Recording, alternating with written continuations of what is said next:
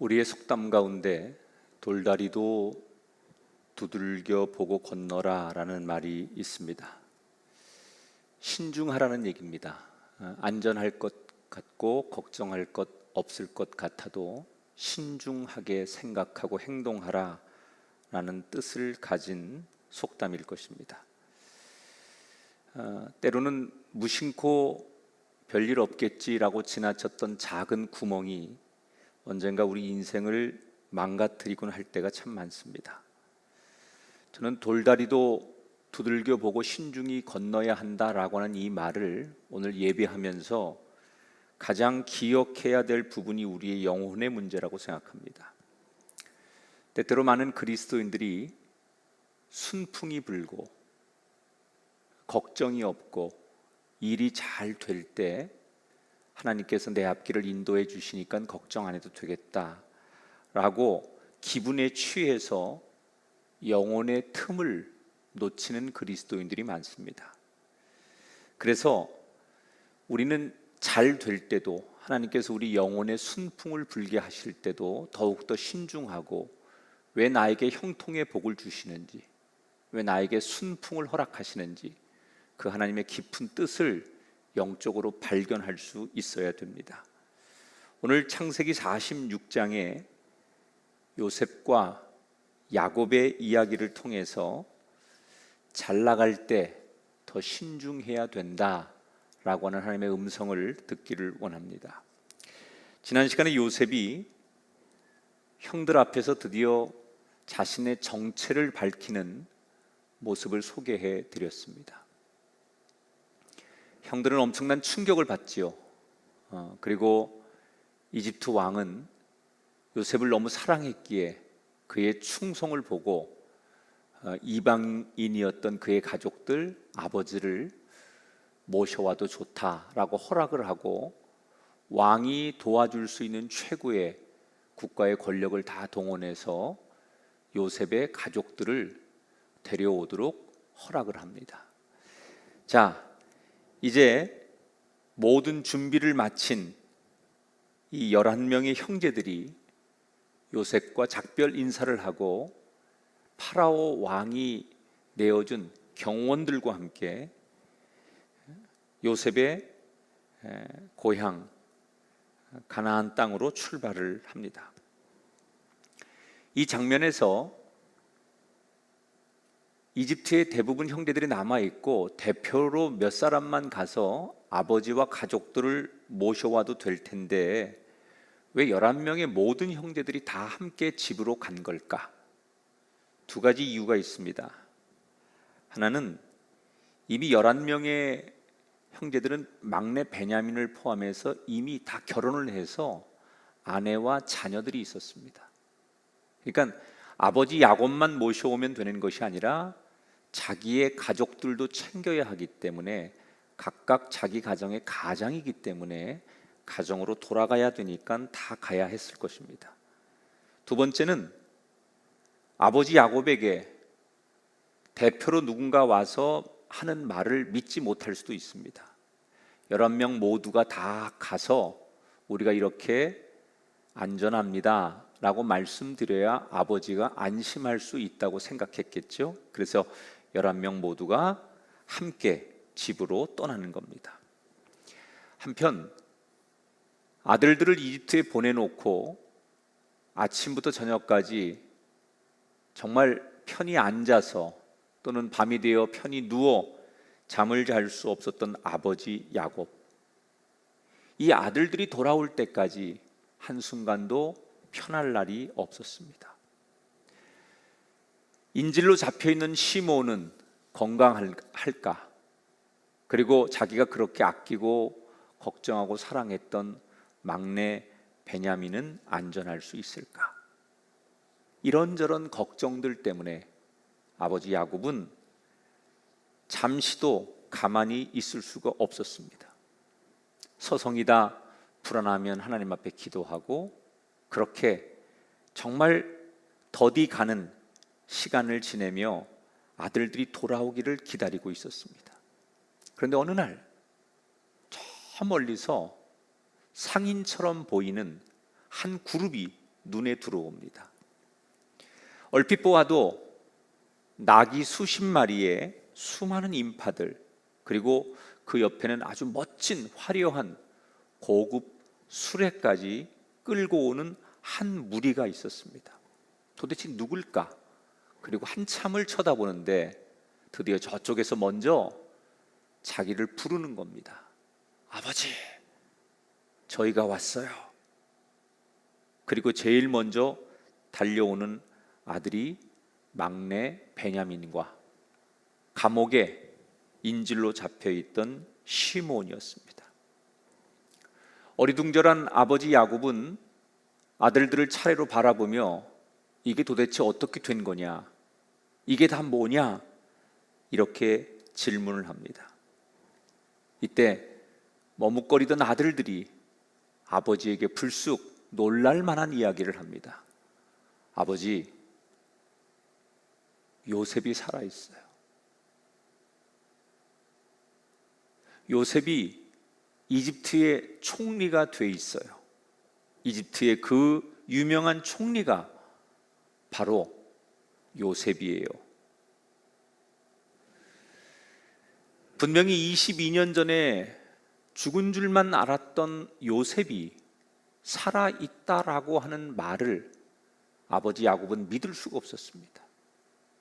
아들들이 천천히 이집트에서 있었던 일을 전해줍니다. 요셉과 함께 식사했던 일, 베냐민이 체포되었던 일, 그리고 요셉이 드디어 자신의 과거를 다 드러낸 일 하나하나를 다 설명합니다. 그리고는 이집트의 왕이 내어준 그 화려한 수레와 요셉이 전해달라고 한 여러 가지 선물들을 보여주며 요셉이 분명히 살아있다라고 얘기를 하자 그때서야 확신을 갖게 된 아버지 야곱은 내가 죽기 전에 요셉을 한 번만 봤으면 소원이 없었을 텐데 죽은 줄 알았던 그 아들이 살아있다니 내가 당장이라도 그 아들을 만나러 가야 되겠다. 그리고 아버지 야곱은 흥분하기 시작합니다. 서둘러, 볼 것도 없다, 떠나자. 그리고 가족들을 재촉해서 이집트 왕이 준비해 준 수레에 올라타고 드디어 몇십 년 살던 헤브론 땅을 야곱은 아들들을 데리고 떠나게 됩니다. 얼마 안 있으면 22년 만에 죽은 줄 알았던 그 사랑하는 아들 요셉을 만날 수 있다라는 그 생각에 얼마나 마음이 흥분이 되고 서둘러지는지 재촉합니다. 빨리 가자. 왜 이렇게 더딘 거냐? 더 서둘러라. 그러나 야곱의 생각만큼 그들은 빨리 갈 수가 없었습니다. 우선은 가족들의 숫자가 많았어요. 남자들 숫자만 해도 성경에 보면 요셉의 아들들까지 70명이고 키우던 가축들도 많았고 거기에 경호원들도 있었고 여자들 이렇게 다 숫자를 헤아리니까 수백 명 정도 되는 긴 행렬입니다. 그러니 혼자서 가는 것처럼 마음에 그 바쁜 것처럼 그렇게 빨리 갈 수가 없는 행렬이었어요. 마음은 빨리 이집트에 가서 살아있다고 하는 요셉을 만나고 싶은데 왜 이렇게 마차의 행렬은 더딘 건지 재촉하고 빨리 가자고 성화를 대던 야곱이 어딘가에 도착을 하더니 갑자기 일행들에게, 아들들에게 멈춰서라고 부탁을 합니다. 한시라도 빨리 가고 싶어 했던 야곱이 왜 어느 장소에 도착을 하자 갑자기 멈추라고 요청을 했을까? 여기에는 숨겨진 이유가 있습니다. 오늘 46장 1절에 보면 그가 도착한 곳이 부엘세바예요. 부엘세바에 이르러 하나님께 희생 제사를 드리니. 야곱이 지금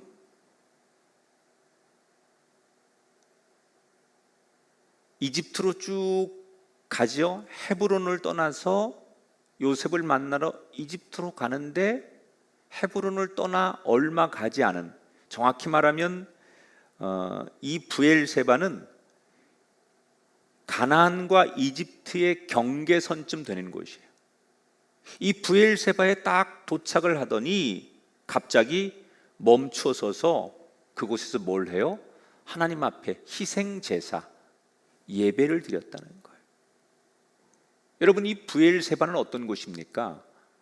자기 아버지 이삭이 그리고 할아버지 아브라함이 하나님 앞에 제단을 쌓고 살았던 곳이에요. 이제 이 부엘세바를 건너가면 이집트 땅이에요. 그런데 이 부엘세바에 딱 도착했을 때 야곱의 마음에 이런 영적인 감동이 드는 거예요.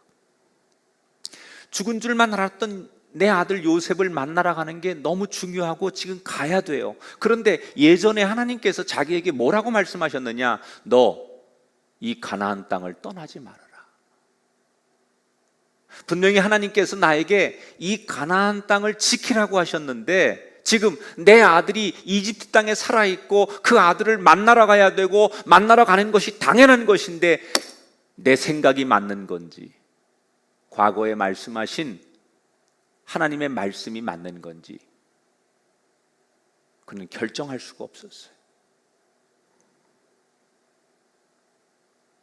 당장이라도 아들을 만나야 되는 것이 아버지의 정이고 가족의 사랑이고 자기가 해야 될 일입니다. 이건 어찌 보면 상식적인 일이고 당연한 일입니다. 그러나 하나님께서 자기에게 말씀하신 이 땅을 떠나지 말고 지키라고 한 그 말씀이 생각나자 야곱은 갈등하기 시작하는 거예요. 그래서 이집트 땅에 그 경계선을 넘기 전에 아버지가 할아버지가 제단을 쌓고 예배를 드렸던 바로 그 거룩한 장소에서 하나님 앞에 예배를 드리는 거예요. 온 가족들 앞에서 아버지가 거룩한 예배를 드리는 거예요. 솔직하게 하나님 앞에 이렇게 기도해요. 하나님, 제 마음은 지금 이집트로 가고 싶습니다. 그러나 하나님께서 저에게 이 땅을 떠나지 말고 지키라고 말씀하셨는데 그 말씀을 기억하기에 내가 당신께 여쭙습니다. 내가 가야 됩니까? 가지 말아야 합니까? 여러분, 이 야곱이라고 하는 사람의 인생은 우리가 알던 야곱은 이런 사람이 아니었어요. 과거에 그 야곱은 자기가 하고 싶은 대로 하던 사람이에요. 자기가 하고 싶은 일이 있으면 아버지를 속여서라도, 형을 속여서라도, 어떤 수단과 방법을 가리지 않아서라도 하고 싶은 일을 해내고 그것을 성취하는 그런 스타일이었어요. 그런데 세월이 지나면서 하나님 앞에 다듬어진 야곱은 성숙해지면서 달라졌어요. 아무리 내가 하고 싶은 일이 있고 내 생각이 중요해도 하나님의 뜻이 아니면 멈춰서야 된다는 걸, 그 세월의 많은 사건 속에서 그는 경험했고 깨닫고 바뀌어져 있었어요. 여러분, 신앙의 아름다움의 열매는 바로 이런 성숙이에요. 젊을 때는 내 고집 또는 내 생각, 사람의 의견, 이성적인 판단, 이런 것들을 중요하게 생각했지만 하나님 앞에 신앙의 끈을 놓지 않고 훈련되고 말씀으로 다듬어지고 하나님을 만난 사람들의 삶의 성숙함은 뭐냐? 내 생각을 접고 하나님의 생각과 하나님의 뜻에 나를 자꾸 맞출 줄 아는 사람. 저는 오늘 이 설교를 듣는 모든 성도들에게 여러분의 인생이 이런 성숙한 방향으로, 아름다운 방향으로 변화되기를 주의 이름으로 축원합니다. 여러분, 때때로 우리 삶에 야곱처럼 아주 중요한 결정을 해야 되는데 판단이 서지 않을 때가 있어요. 분명히 내가 하고 싶은 일, 해야 되는 일, 또 당연히 이걸 했으면 하는 그런 인간적인 생각, 아주 중요한 문제예요. 이걸 놓치면 안 돼요. 그런데 정말 이것이 영적으로 하나님이 원하시는 일일까? 이것이 판단이 서지 않을 때 우리가 해야 할 일, 오늘 성경은 분명하게 가르쳐줘요. 가던 길을 우선 멈추십시오. 그리고 판단이 서지 않을 때는 하나님 앞에 조용히 무릎 꿇고 예배자가 되십시오. 그리고 그 하나님 앞에 기도하십시오. 지금 야곱은 자신의 생각으로 판단이 되지 않을 때 멈춰섭니다. 급하게 서두르던 발걸음을 멈춰섭니다. 그리고 조용히 하나님께 답을 구합니다. 어떻게? 예배자가 되어서. 우리가 드리는 예배는 세상을 살면서 우리 스스로 선택할 수 없을 때, 우리 스스로 판단할 수 없을 때 하나님 앞에 답을 구하는 가장 좋은 통로가 예배자가 되는 거예요.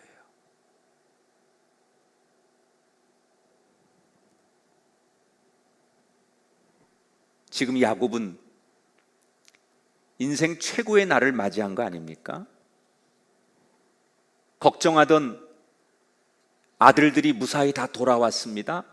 그런데 죽은 줄만 알았던 아들 요셉이 이집트에 살아있고, 살아있는 정도가 아니라 최고로 성공한 이집트의 총리가 돼 있다는 거예요. 그 아들이 자기를 보고 싶다고 온 가족들을 지금 초청하는 거예요. 이제 이집트로 떠나면, 그곳으로 이민을 가면 그들의 고생은 끝나고 그 아들 덕에 편안하게 살 수 있고 떵떵거리고 살 수 있습니다. 드디어 인생의 순풍이 불기 시작한 겁니다. 세상 말로 행운이 찾아왔습니다. 세상 말로 행복이 시작된 거예요. 그런데 이때 야곱이 뭘 합니까? 제일 잘 나갈 때, 제일 형통할 때, 아무 문제 없을 때, 그냥 가면 되는 그 순간에 가던 길을 멈추고 하나님 앞에 뜻을 물어요. 인간의 눈으로는 분명히 이 길이 순풍이고 행복의 길이고 형통의 길일지라도 하나님 뜻이 아니라면 이게 아무리 순풍일지라도 가지 않겠습니다. 얼마나 대단한 기도예요. 모든 사람들이 순풍이라고 말하는데, 모든 사람들이 미쳐 날뛰는데, 아무리 세상 사람들이 환호하고 아무리 세상 사람들이 좋아하는 길일지라도 하나님이 원하시지 않으면 이 순풍일지라도 멈춰서겠습니다. 야곱의 기도는 그 마음을 담고 있는 기도였어요. 왜 그랬을까요, 야곱은?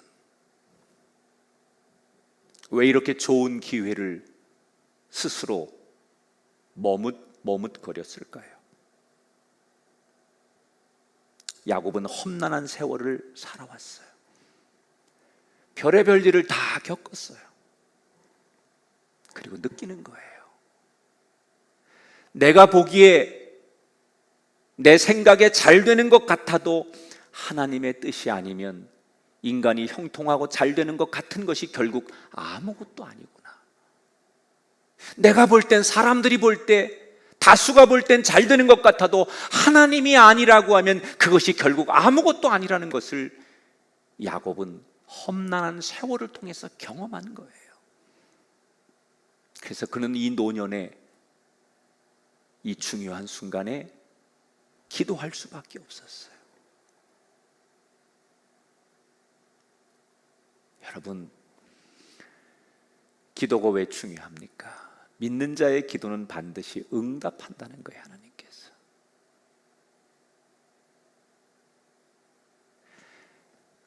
하나님께서 이런 기도까지 응답하실까? 하나님은 내 기도에 응답하시지 않을 거야 라고 내가 판단하고 기도 안 하는 내가 문제지, 반드시 기도하면 응답하십니다. 지금 자신이 판단할 수 없는 문제를 가지고 멈춰서서 하나님 앞에 희생의 제사를 통해서 기도했던 야곱에게 하나님 그날 밤에 꿈에 나타나셔서 응답하십니다. 2절 3절을 함께 읽겠습니다. 그 밤에 하나님이 이상 중에 이스라엘에게 나타나 이르시되 야곱아 야곱아 애굽으로 내려가기를 두려워하지 말라. 내가 거기서 너로 큰 민족을 이루게 하리라. 예배를 드리는 그때 바로 응답하지 않아요. 1대1로 만날 수 있는 밤중에 꿈을 통해서, 구약의 가장 하나님이 보편적으로 계시하고 응답하는 꿈을 통해서 야곱에게 나타나십니다. 여러분, 한밤중일지라도, 나는 한밤중이고 나의 인생은 모두가 잠들어 있는, 멈춰 있는 시간일지라도 하나님은 내게 찾아오시고 다가오시는 분이에요.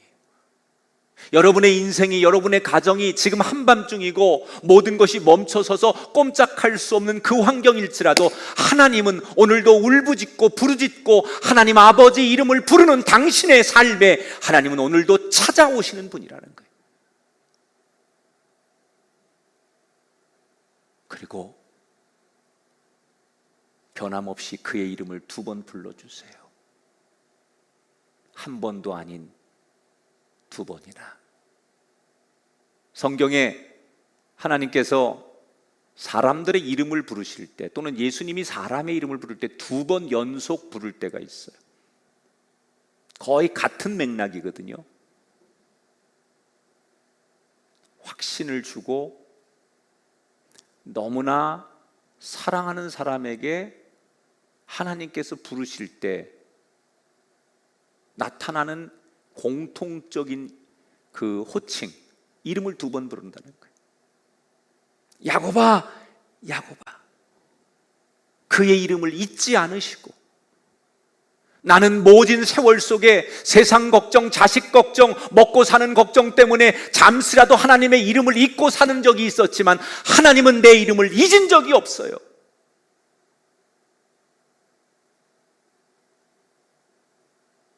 잠들어 있는 그 밤에 야곱에게 찾아오셔서 야곱의 이름을 부르신 하나님.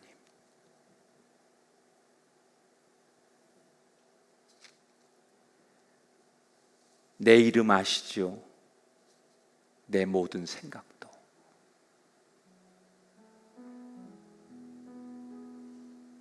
나를 지으신 주님,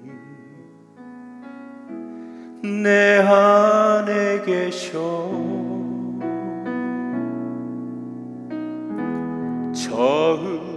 처음부터 내 삶은 그의 손에 있었죠.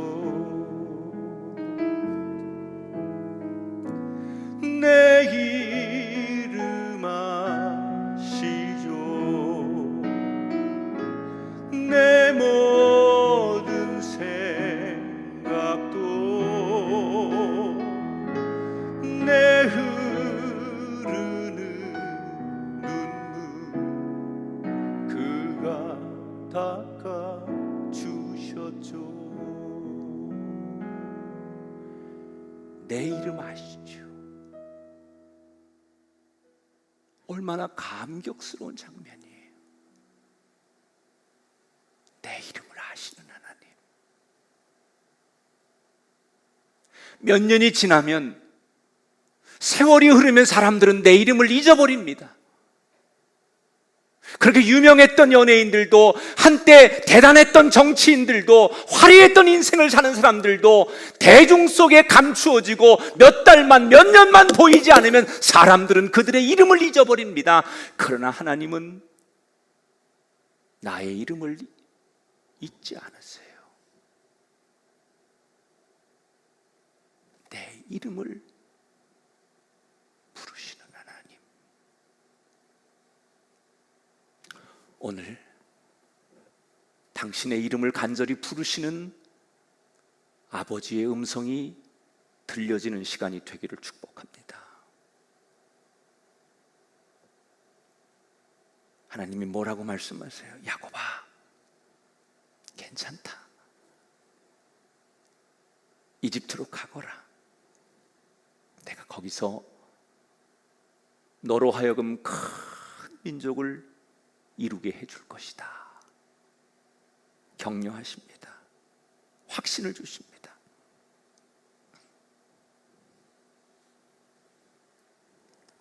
사실 처음에 야곱이 이집트로 출발할 때만 해도 아들에 대한 그리움, 아버지로서의 의무, 한 가문의 책임자, 이런 거로 출발한 거거든요.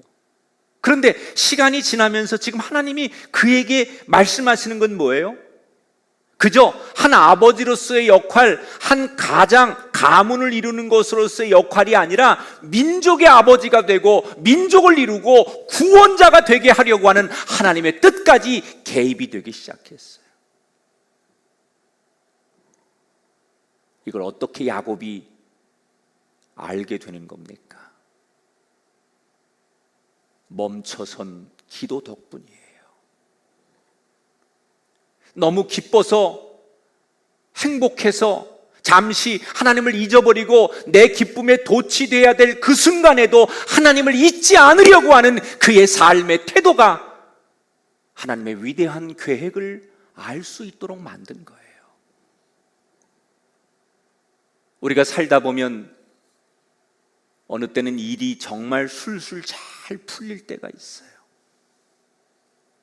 왜 이렇게 일이 잘 풀리는지, 하는 일마다, 계획한 것마다, 기도한 것마다 너무너무 잘 될 때가 있어요. 여러분, 그때 우리가 해야 될 일이 있습니다.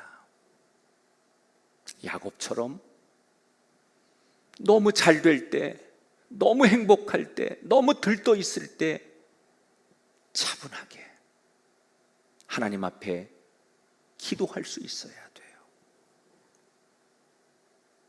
잘 된다고 자신을 과시하지 마십시오. 잘 된다고 기쁨에 도취되지 마십시오. 스스로를 과신하고 우리가 기쁨에 도취되는 순간, 그 영혼의 빈틈으로 그 순간 죄가 그 사람에게 들어오는 거예요. 그 대표적인 사람이 다윗 아닙니까?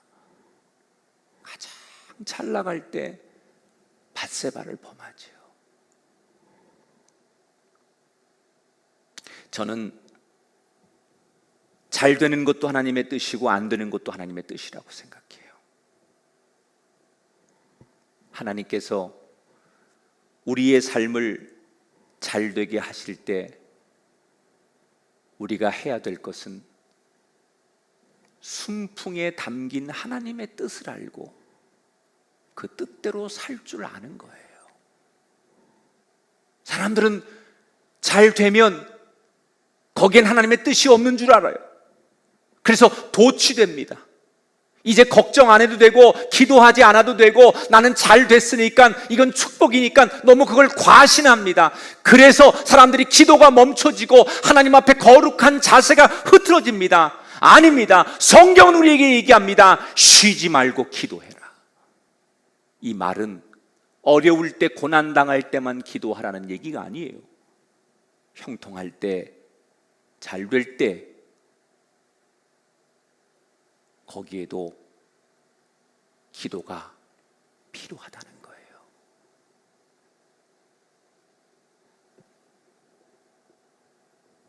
잘 될수록, 순풍을 만날수록, 이제는 더 많은 기도가 필요하다는 것을 우리 모두 깨닫게 되기를 축복합니다.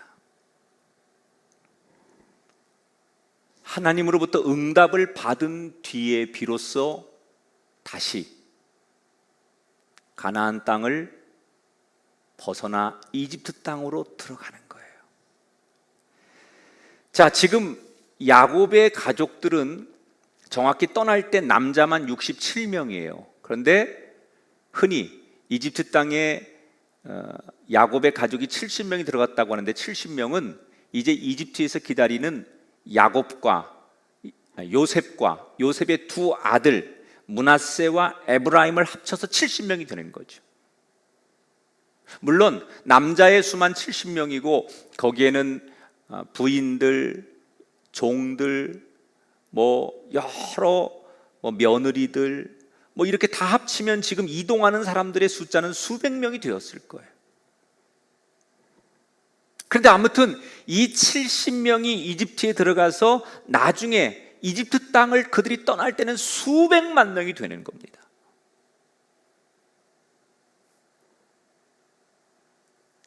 아버지가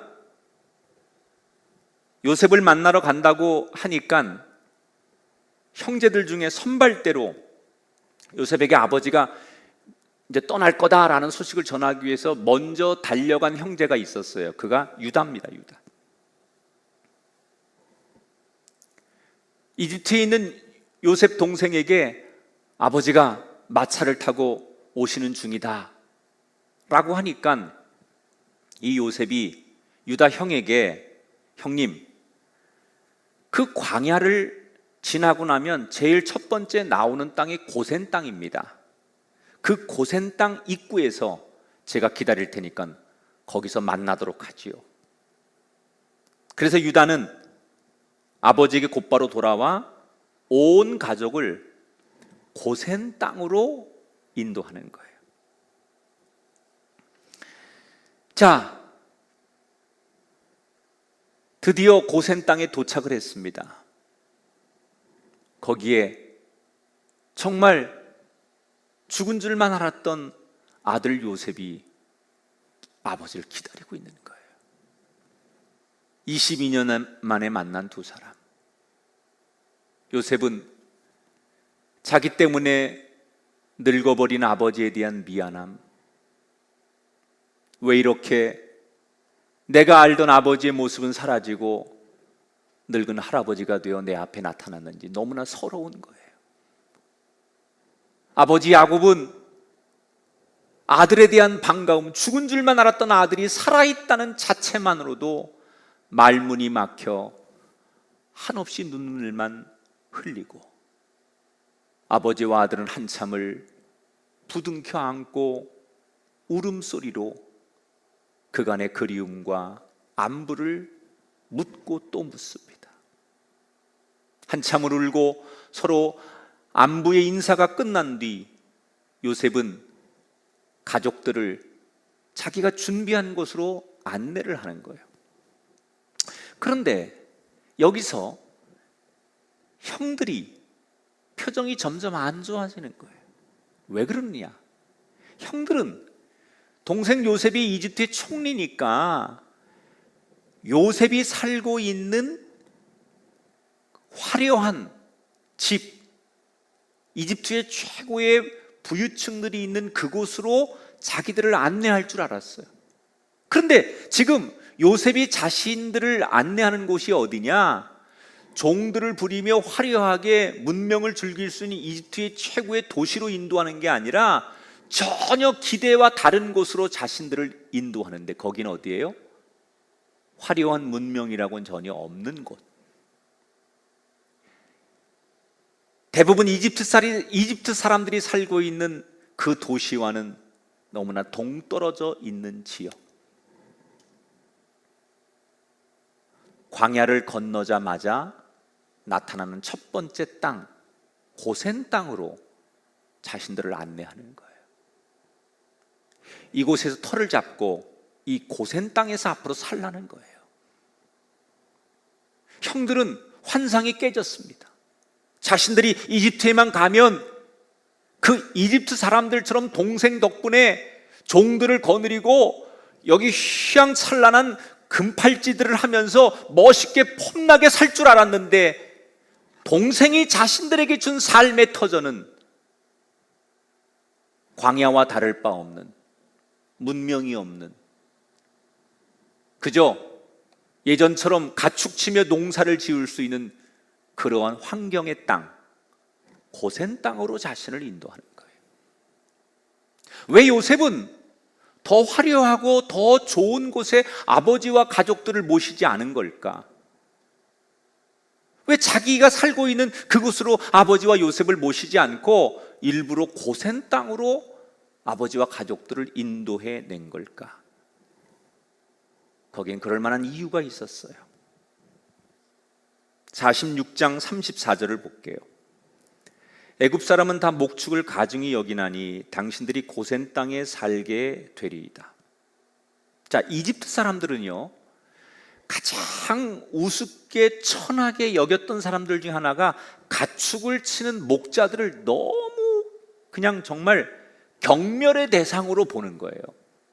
그런데 지금 아버지와 요셉의 형제들은 가축을 치며 사는 사람들이잖아요. 그러니까 이들을 만약에 이집트 사람들 속에 집어넣으면 분명히 이집트 사람들은 자기 아버지와 형제들을 정말 사람 취급 안 하고 경멸의 대상, 인간 취급 안 하고 대할 것을 뻔히 알고 있었다는 거예요. 왜 이집트 사람들은 가축을 치는 목자들을 그렇게 경멸하게 되는 걸까? 두 가지 이유가 있습니다. 이집트 사람들은 농사를 짓는 농경 문화에 익숙한 사람들이고, 가나안 사람들은 유목민들이에요. 근데 이집트 사람들의 눈에는, 농사 짓는 사람들의 눈에는 저 유목민들은 일정한 거주지도 없이 양들을, 염소를 이끌고 정처 없이 떠돌아다니는 사람들이에요. 그러니까 저 사람들은 근본이 없는 사람들이에요. 교양도 없고 무식하고 야만인이에요. 그렇게 느끼는 거예요. 그런데 또 하나 이유가 있어요. 이집트 사람들은 되게 가축들을 신성하게 여깁니다. 소나 양 이런 걸 되게 신성하게 여기는데, 이 유목민들은 이 가축들을 여러분 거칠게 다루잖아요. 그게 자기들에게 양식이잖아요. 잡아먹잖아요. 그러니까 문화적으로 이집트 사람들이 볼 때는 저 야만인들, 자기들이 신성하게 여기는 것을 함부로 잡아먹는 저 야만인들은 사람도 아니다, 늘 그런 생각을 가지고 있었기 때문에 이집트 사람들 가까이 들어간다는 것은 행복한 삶을 살 수 없다고 생각한 거예요.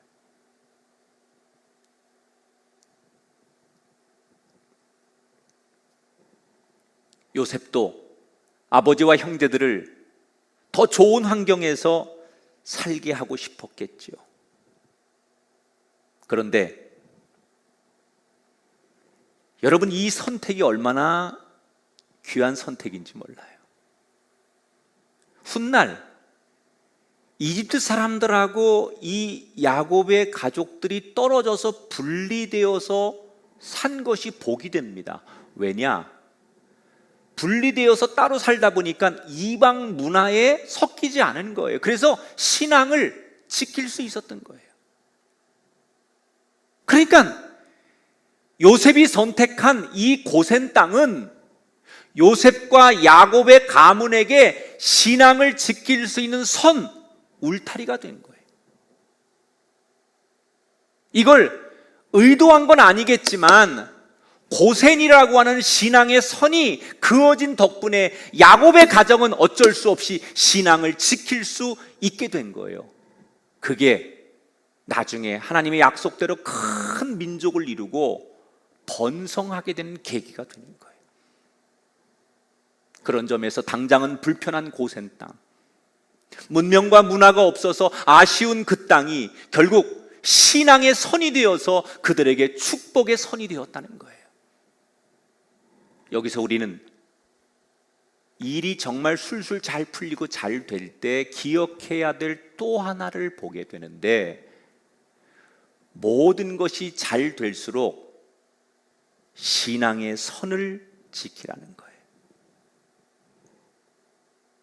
형통할수록, 잘 될수록, 성공할수록 더욱더 신앙의 선을 명확하게 지키라는 거예요.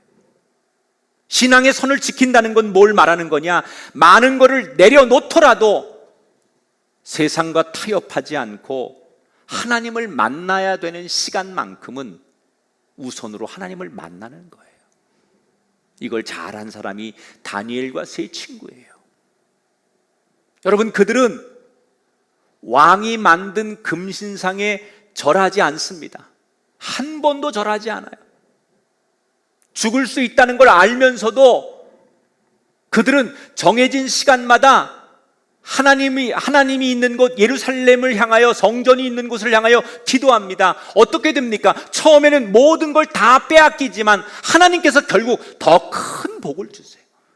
만약에 그들이 잘 될 수 있는 세상적인 길, 형통할 수 있는 그 길을 선택하고 신앙의 선을 지키지 않고 신앙의 룰을 지키지 않았다면 성공하는 것 같았다가 망하는 사람이 됐을 텐데, 잘 될 때, 형통할 때 무슨 일이 있어도 무너지지 않는 신앙의 선을 지켰기 때문에 형통할 수 있었다는 거예요.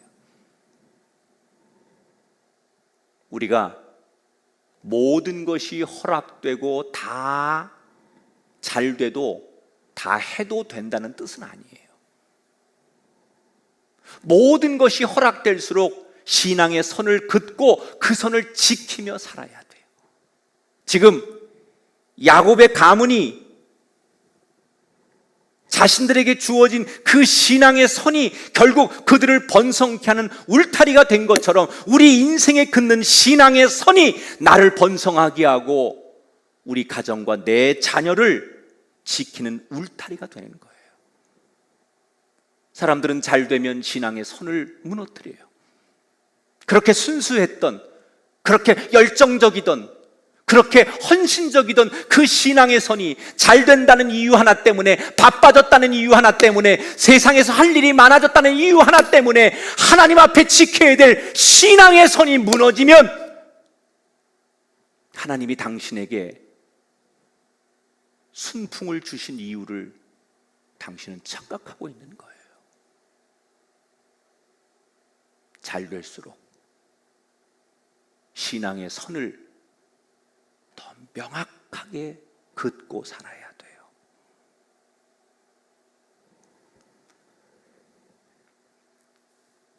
돌다리도 두들겨 건너야 하듯이 믿음의 사람은 잘 될수록 신중해야 돼요.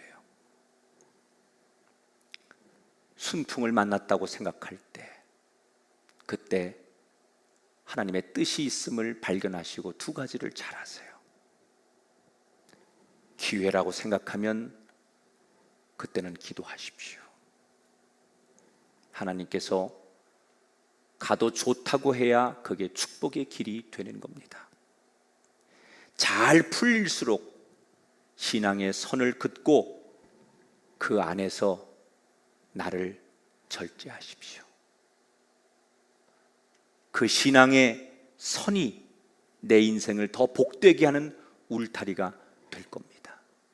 지금은 어렵지만 언젠가 어려움이 끝나고 부흥의 때가 반드시 올 것입니다.